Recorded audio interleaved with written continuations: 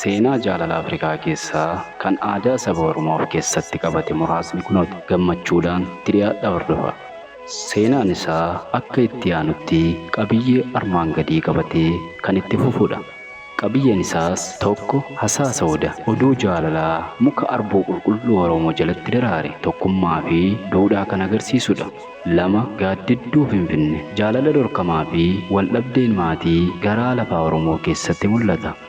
Sadi waadaa gadaa jaalalleewwan lamaa seera duriitiin hidhamanii akka waliin ta'aniif daandii isaanii qajeelcha. Afur sagalee irreecha seenaa gantummaa fi furii duubee ayyaana galateeffannaa Oromoo irratti ka'ame. Shan imimmaan dirree tuulama sagaa jaalalaa kasaaraa fi qabsoo qoqqoodinsa gosaa bara dheeraa dura ture. Ja'a gaaddisa damee jalatti bakka dhaadannoo dhoksaa itti godhamee fi ciccituu hidhaa duudhaa qoratu. Torba dhahannaa onnee Oromoo sirba quuqamaa fi mormii seera aadaa. 8 waabee shebelee ce'u imala jaalalaa daangaa laga gosaa fi maatii addaan qooduu ka'e mormuu. 9 iccitii siiqqee aadaa humna ulee siiqqeetiin marfame keessatti jaalalaa fi kabaja barbaaduu dubartii.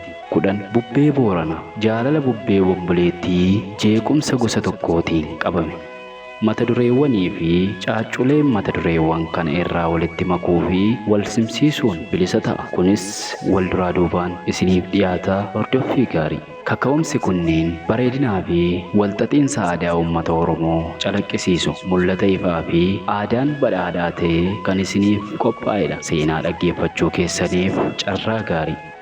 Hasaasa odaa burqaawwan dhorkaman.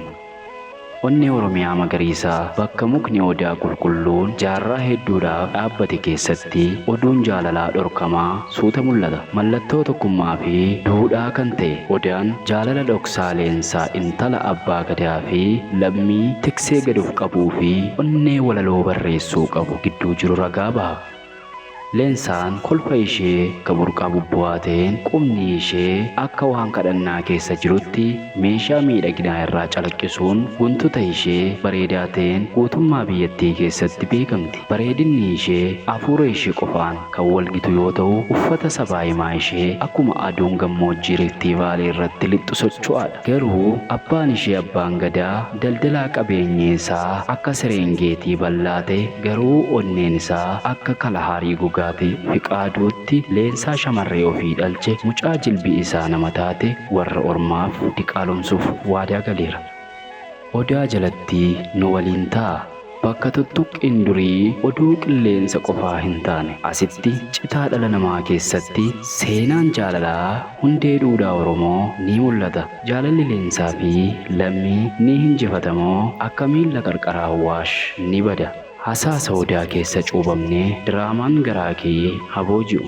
Lammiin keeyyattoonni isaa hundee uummata Oromoo qabatanii harka duudhaadhaan tuuta isaa kunuunsa. Ija isaa yeroo hunda gara muka odaa isa jalqaba leensaa jalatti argetti deebi'a. Jaalalli isaanii faaruu qilleensa irratti baatamu wal simsiisaa muka odaa fi urjiilee olii qofaan kan beekamudha. Guyyaan cidha leensaa akkuma itti dhiyaatutti hasaasni odaa daran jabaachaa deema. Mukti kun jaalalleewwan hedduun dhufanii yeroo deeman argeera jedhama.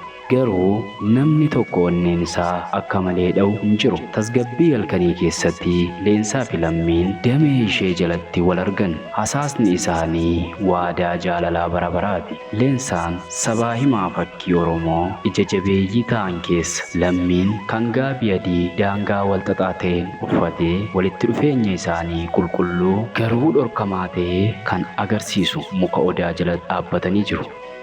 Ayyaana irreechaaf socho'aa namoonni uffata aadaa uffatan, dhiironni kutaa uffatanii, dubartoonni hidaa uffatanii naannoo harootti ayyaaneffachaa yeroo leensaa fi lammiin namoota walitti qabaman gidduutti kolfa dhoksaa wal jijjiiran argina.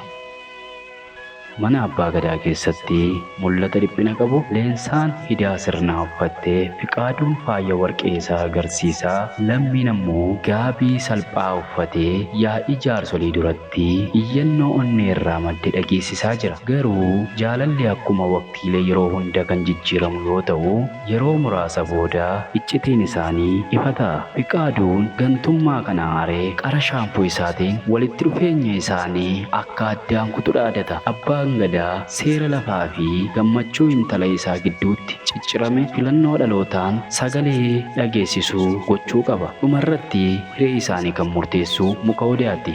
Yeroo yaa'ii guddaa sanatti hawaasni gaaddisa isaa jalatti walitti qabamuu isaatiin murtoon ni murtaa'a. Jaalalli duudhaa hunda caalaa guddaadha jedhu. Kan mo'uu qabaatus jaalaladha. Leensaa fi lammiin harka wal qabatanii gara fuulduraatti tarkaanfatu. Jaalalli isaanii kana booda itti haasa'amuu dhiise. Sagalee ol kaastee hunduu akka dhaga'uuf sirbiti. Kanaafis odaa jalatti bakka abbootiin yeroo tokko walitti qabaman seenaan haaraan jalqaba. Seenaa jaalalaa rakkina mormee duudhaa jilbeenfatee garuu hin cabnee fi uummata garaan isaa bal'aa ta'e. Xumura.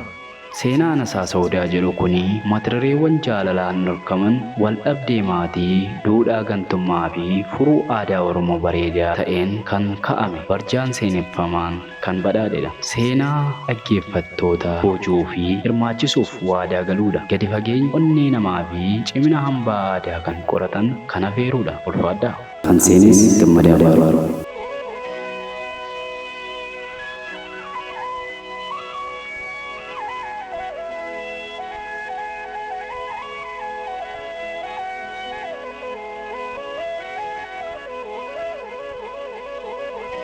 Seenaa jaalala Afrikaa keessaa kan aadaa saba Oromoo of keessatti qabate muraasni kunooti. Gammachuudhaan itti dhiyaadhaa hordofaa.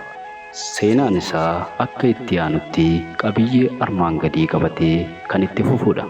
Qabiyyeen isaas tokko Asaasa Odaa, oduu jaalalaa muka arbuu qulqulluu Oromoo jalatti daraare tokkummaa fi duudhaa kan agarsiisudha. Lama Gaaddidduu Finfinnee, jaalala dhorkamaa fi waldhabdeen maatii garaa lafaa Oromoo keessatti mul'ata. Sadi Waadaa Gadaa, jaalalleewwan lamaa seera duriitiin hidhamanii akka waliin ta'aniif daandii isaanii qajeelcha. Afur Sagalee Irreecha, seenaa gantummaa fi furii duubee ayyaana galateeffannaa Oromoo irratti ka'ame. Shan Imimmaan Dirree Tuulamaa, sagaa jaalalaa kasaaraa fi qabsoo qoqqoodinsa gosaa bara dheeraa dura ture. Ja'a Gaaddisa Damee jalatti, bakka dhaadannoo dhoksaa itti godhamee fi ciccituu hidhaa duudhaa qoratu. Torba Dhaannaa Onnee Oromoo, sirba quuqamaa fi mormii seera aadaa. 8 Waabee Shebelee Ce'u, imala jaalalaa daangaa laga gosaa fi maatii addaan qooduu ka'e mormuu. 9 Iccitii Siiqqee, aadaa humna ulee siiqqeetiin marfame keessatti jaalalaa fi kabaja barbaaduu dubartii. 10 Bubbee Booranaa, jaalala bubbee womboleettii jeequmsa gosa tokkootiin qabame.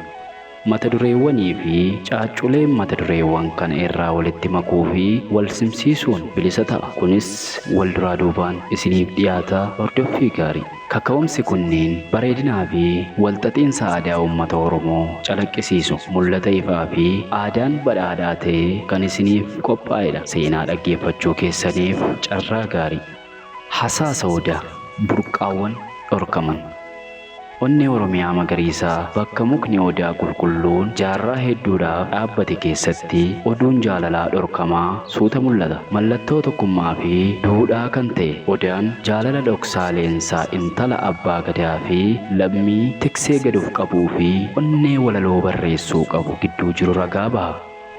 Leensaan kolfa ishee ka burqaa bubbu'aa ta'een qubni ishee akka waan kadhannaa keessa jirutti meeshaa miidhaginaa irraa calaqqisuun guntuta ishee bareedaa ta'een guutummaa biyyattii keessatti beekamti. Bareedinni ishee hafuura ishee qofaan kan walgitu yoo ta'u, uffata sabaa himaa ishee akkuma aduun gammoojjii Riiftii Vaalii irratti lixxu socho'aadha. Garuu abbaan ishee abbaan gadaa daldalaa qabeenyi isaa akka Sereengeetii bal'aa ta'e, garuu onneen isaa akka Kalahaarii gogaa Fiqaaduutti leensaa shamarree ofii dhalche mucaa jilbii isaa nama taate warra ormaaf diqaalomsuuf waadaa galeera.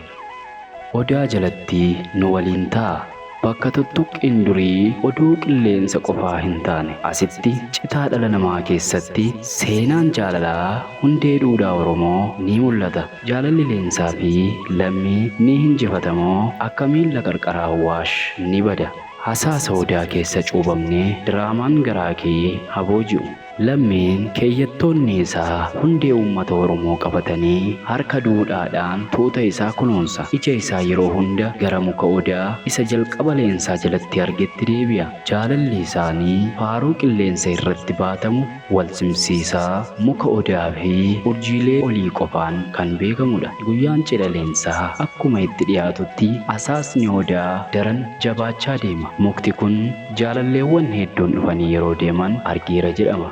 Garuu namni tokko onneen isaa akka malee dha'u hin jiru. Tasgabbii halkanii keessatti leensaa fi lammiin damee ishee jalatti wal argan. Hasaasni isaanii waadaa jaalalaa bara baraati. Leensaan sabaa himaa fakkii Oromoo ija jabeeyyii ta'an keessa, lammiin kan gaabii adii daangaa wal xaxaa ta'een uffatee walitti dhufeenya isaanii qulqulluu garuu dhorkamaa ta'e kan agarsiisu muka odaa jala dhaabbatanii jiru. Ayyaana Irreechaaf socho'aa namoonni uffata aadaa uffatan, dhiironni kutaa uffatanii, dubartoonni hidaa uffatanii naannoo harootti ayyaaneffachaa yeroo leensaa fi lammiin namoota walitti qabaman gidduutti kolfa dhoksaa wal jijjiiran argina. Mana abbaa gadaa keessatti mul'ata dhiphina qabu leensaan hidaa sirnaa uffattee Fiqaaduun faaya warqee isaa agarsiisaa, lammiin ammoo gaabii salphaa uffatee yaa'ii jaarsolii duratti iyyannoo onnee irraa madde dhageessisaa jira. Garuu jaalalli akkuma waqtiilee yeroo hunda kan jijjiiramu yoo ta'u, yeroo muraasa booda iccitiin isaanii ifa ta'a. Fiqaaduun gantummaa kana aaree qara shaampoo isaatiin walitti dhufeenya isaanii akka addaan kutu dhaadata. Abbaan gadaa seera lafaa fi gammachuu intala isaa gidduutti ciccirame filannoo dhalootaan sagalee dhageessisuu gochuu qaba. Dhumarratti hiree isaanii kan murteessu muka odaati. Yeroo yaa'ii guddaa sanatti hawaasni gaaddisa isaa jalatti walitti qabamuu isaatiin murtoon ni murtaa'a. Jaalalli duudhaa hunda caalaa guddaadha jedhu. Kan mo'uu qabaatus jaalaladha. Leensaa fi lammiin harka wal qabatanii gara fuulduraatti tarkaanfatu. Jaalalli isaanii kana booda itti haasa'amuu dhiise. Sagalee ol kaastee hunduu akka dhaga'uuf sirbiti. Kanaafis odaa jalatti bakka abbootiin yeroo tokko walitti qabaman seenaan haaraan jalqaba. Seenaa jaalalaa rakkina mormee duudhaa jilbeenfatee garuu hin cabnee fi uummata garaan isaa bal'aa ta'e. Xumura. Seenaan Asaasa Odaa jedhu kuni mata-dureewwan jaalalaan dorkaman wal dhabdee maatii, duudhaa gantummaa fi furuu aadaa Oromoo bareedaa ta'een kan ka'ame, barjaan seeneffamaan kan badhaadhedha. Seenaa dhaggeeffattoota boojuu fi hirmaachisuuf waadaa galuudha. Gadi fageenya onnee namaa fi cimina hambaa aadaa kan qoratan kan afeerudha. Ulfaadhaa. Kan seenes Gammadaa Baaroo.